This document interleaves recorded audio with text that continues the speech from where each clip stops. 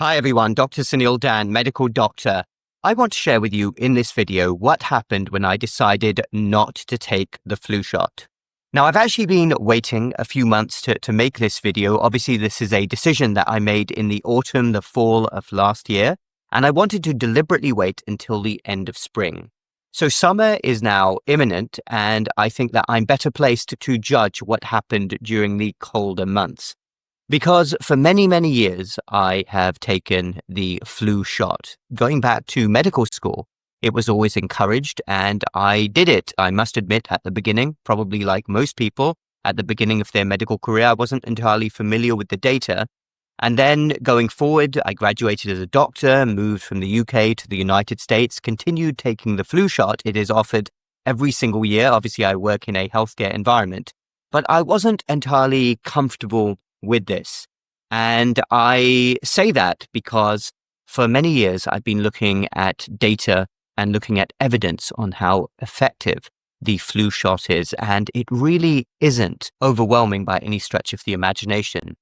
Am I saying that everybody should do what I did? Obviously not. Everybody should judge their own level of risk. Maybe people have extra reason to be more careful, vulnerable groups. I have a lot of family members who decide every year to take the flu shot. But I assessed my own risk and decided that this year I was going to forego the shot. So I signed a declination. I know many other people in healthcare who had been doing that for the last few years, but I thought I would continue because I've always taken the flu shot and it's never affected me in any way in terms of adverse events or side effects. I merely went, got the shot, and then carried on for the rest of that day. Usually I'd be working. But it didn't sit well with me. And those of you who have followed me for a long time know that I'm somebody who doesn't like taking any therapeutic.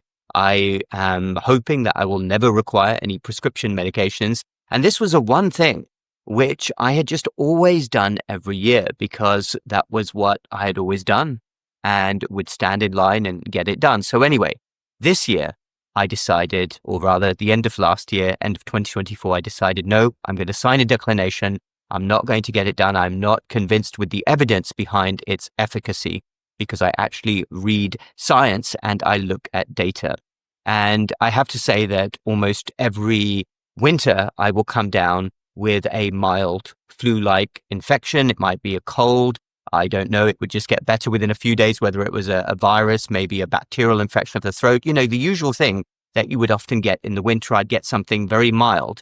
But anyway, that was a decision I made. So what happened? Fast forward to now. It is the end of spring and drum roll.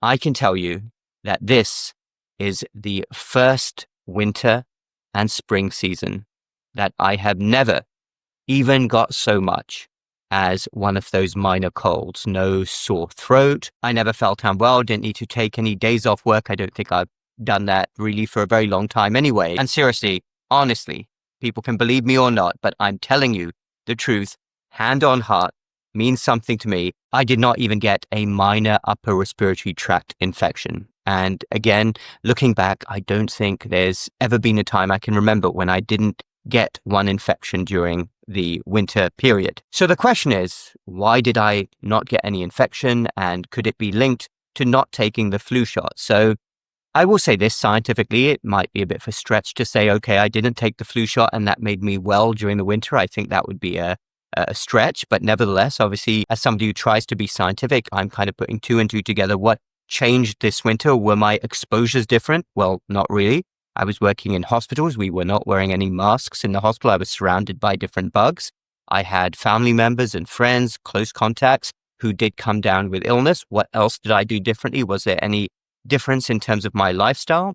Well, maybe I worked out in a slightly different way. I would say during this winter, I probably went more all in on cardio and muscle strengthening than I have in previous years, which obviously is good for one's metabolic health. I also walked a lot outdoors during the winter, and I made a video about this, how I would go for walks in the morning and it would kind of wake me up, the cold air against my face. I would wrap up warmly. I'm not saying everybody should do this, but that was another thing that I did differently. Was there any change in my diet? Well, not so much. I had my usual diet, which combined food that is available in the United States, in the United Kingdom, and I'm a big fan of Asian food, Indian food, Far Eastern food. I would probably have that once or twice a week. Nothing else changed. Maybe I would say I definitely consumed more turmeric this time because as well as through food, I was also getting it through supplementation. That's potentially something which is different. I was also consuming more ginger as well. And both turmeric and ginger have been shown to have antiviral and antibacterial properties. That could be something different. But those are the only things I would say that I did differently in terms of my lifestyle. Now, again, could this be simply luck? Maybe next year I will come down with something, but I find it a bit strange when I recount this story, and I am a doctor who for years and years believed in various protocols, believed in what authorities were telling me. I do find it a bit strange that this 1 year where I decided not to take the flu shot, this happens to be the winter where I don't get any, even minor respiratory tract infection. Previous years, can I say for sure, the times when I've had a minor illness, upper respiratory, has it been the flu? Well, usually I don't even bother getting tested for it. I will just rest and it will get better within a day or two. I can't say whether previous infections were definitely the flu, but I wanted to share that story with you. And I would say definitely as a piece of advice, I believe that the best thing that anybody can do for their metabolic health and their immune health is based on lifestyle and individual decisions about whether to take a certain therapeutic or a shot.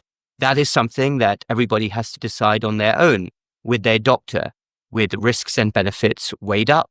But as I said at the beginning, and this is all publicly available, the flu shot, the evidence is not overwhelming by any stretch of the imagination. But I understand why somebody who's very vulnerable might choose to get the flu shot because they're playing the risk game and they know that even a minor infection could tip them over the edge.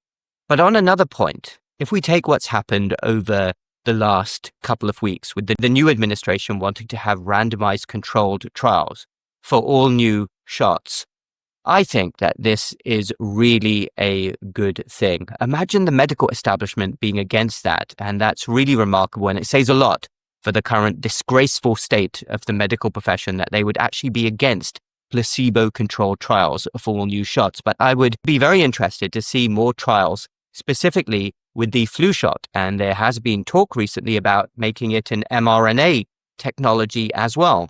And before we do anything like this, we have to know that it's truly effective and also impressively effective, not with statistical games played in a minute difference made to seem like a massive difference.